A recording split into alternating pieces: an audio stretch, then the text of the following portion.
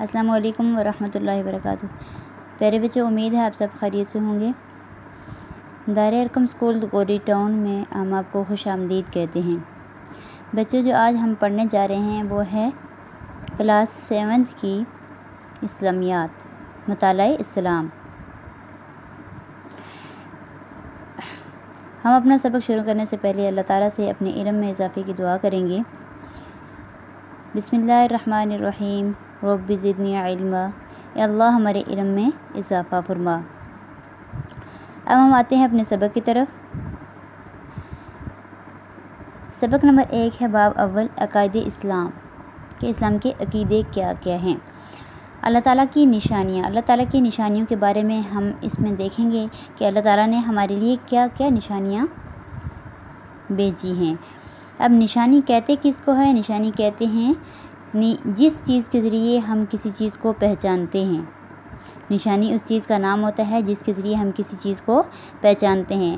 مثال کے طور پر ہم دیکھ لیں، یعنی کہ ہم دنیا کو دیکھیں کہ ہمیں دنیا کو دیکھنے سے یہ محسوس ہوتا ہے، ہم یہ سمجھتے ہیں کہ اس کائنات کو، اس دنیا کو بنانے والا کوئی موجود ہے۔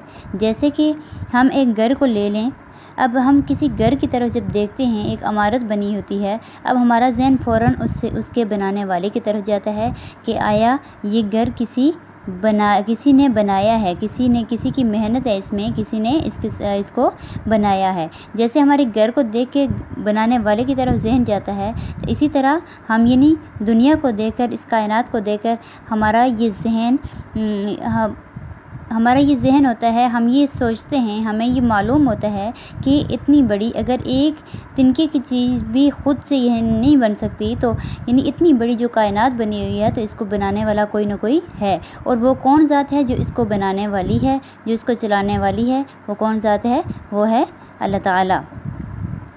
اللہ تعالیٰ نے ہمیں یعنی کہ خود ہی ہر نشانی، کائنات کی ہر نشانی کے بارے میں اللہ تعالیٰ نے خود ارشاد فرمایا ہے، اور اللہ تعالیٰ نے قرآن مجید میں ارشاد فرمایا ہے کہ بے شک آسمانوں اور زمین کی پیدائش اور رات اور دن کے آنے جانے میں عقل والوں کے لیے نشانیاں ہیں۔ یعنی اللہ تعالیٰ نے ہمارے لیے، جو ہم لوگ سمجھ رکھتے ہیں، یعنی عقل والوں کے لیے اللہ تعالیٰ نے یہ نشانیاں رکھی ہیں کہ آسمانوں اور زمین کی، آسمانوں کو کس نے پیدا کیا، زمین کو کس نے پیدا کیا، دن اور رات کے آنے جانے کی جو ترتیب ہے، کیا دن رات سے پہلے آ سکتا ہے، رات یعنی دن کی جگہ پہ رات ہو سکتی ہے، رات کی جگہ پہ دن نہیں، بلکہ ہمارا یہ ذہن اس بات کی طرف جاتا ہے کہ ہاں واقعی ان چیزوں کو بنانے والا کوئی ہے، اور وہ بنانے والی یعنی یہ ہمارے نشانیاں ہمارے لیے کس کی طرف سے ہیں؟ یہ اللہ تعالیٰ نے ہمارے لیے یہ نشانیاں بنائی ہیں کہ ہم یعنی کہ اپنی طرف متوجہ کرنے کے لیے کہ میری مخلوق میری طرف متوجہ ہو۔ پیارے بچوں، اللہ تعالیٰ کائنات کا خالق ہے، خالق اور مالک ہے، اور کائنات میں پائی جانے والی ہر چیز اللہ تعالیٰ کے وجود کی گواہی دیتی ہے۔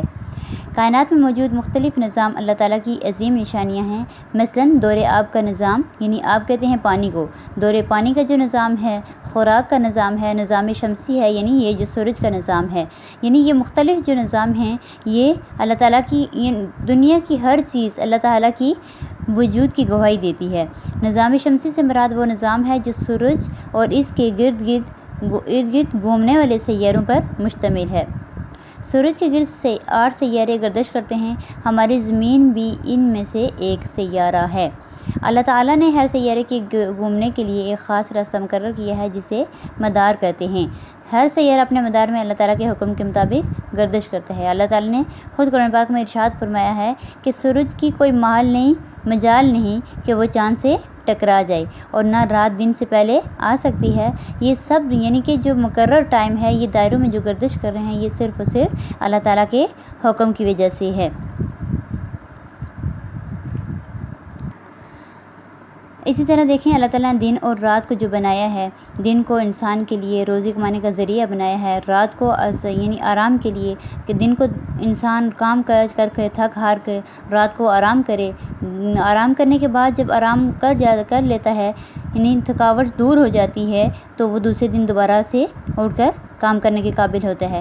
تو اللہ تعالیٰ نے قرآن مجید میں ارشاد فرمایا ہے کہ اللہ تعالیٰ کی رحمت ہے، اس نے تمہارے لیے دن اور رات بنائے تاکہ تم رات میں سکون حاصل کرو، اور دن کو اپنے رب کا فضل تلاش کرو تاکہ تم شکر گزار بنو۔ یعنی دن کو روزی کمانے کا ذریعہ بنایا تاکہ اپنے کھانے پینے کا بندوبست تم کر سکو۔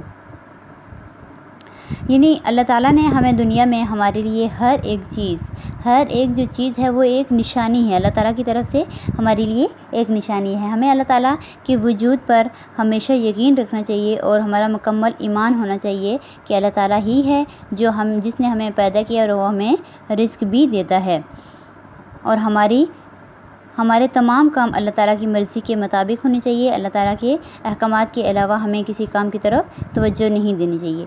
پیارے بچوں، امید ہے کہ آپ لوگوں کو آج کا یہ ٹاپک سمجھ آ گیا ہوگا۔ اس ٹاپک کو، اس سبق کو اچھی طرح سے آپ نے ریڈنگ کر کے اچھی طرح سے اس کو سمجھنا ہے، اور اس کے جو آنسر کوسچن ہیں، اس کی ایکسرسائز جو ہے، اس میں سے مختصر سوالات کو اچھے طریقے سے آپ نے یاد کرنا ہے، اور جو بک ورک ہے اس کو اچھے طریقے سے آپ نے حل کرنا ہے، اور مختصر سوالات آپ نے یاد بھی کرنے ہیں اور خوش خط کر کے نوٹ بک پر آپ نے لکھنے بھی ہیں۔ امید ہے پیارے بچوں آپ کو آج کا یہ ٹاپک سمجھ آ گیا ہوگا۔ اپنا بہت سارا خیال رکھیے گا۔ اللہ حافظ۔